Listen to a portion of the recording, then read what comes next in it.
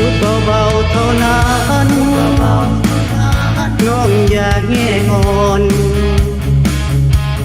โอ้บังอ่อนอายจุบฮักจุบซ้อมบอกเคยคิดเกินจูบน้องให้ซ้ำตรมอย่าคืนคม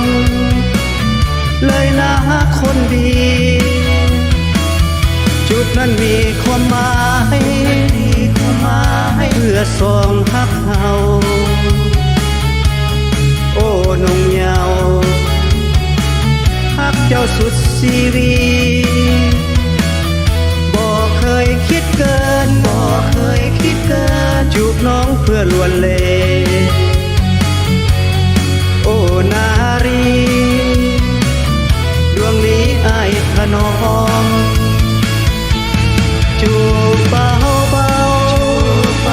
เท่านั้นคนดีจูบอายนี้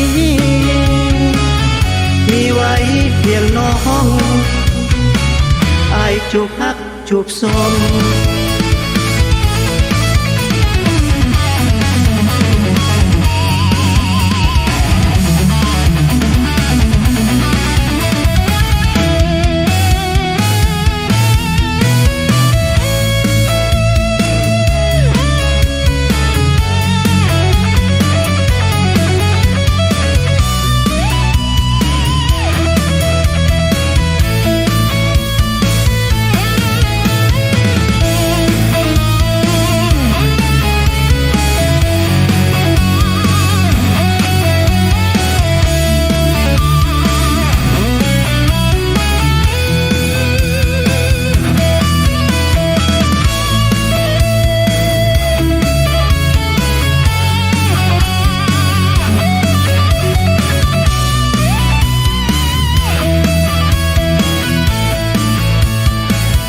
จูบนั้นมีความหมา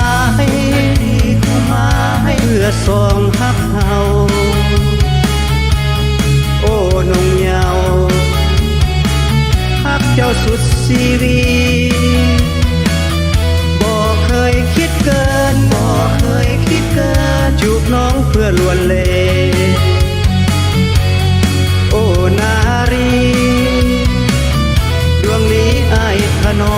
มจูบเบาเท่านั้นคนดีจูบอายนี้มีไว้เพียงน้องอายจูบฮักจูบสม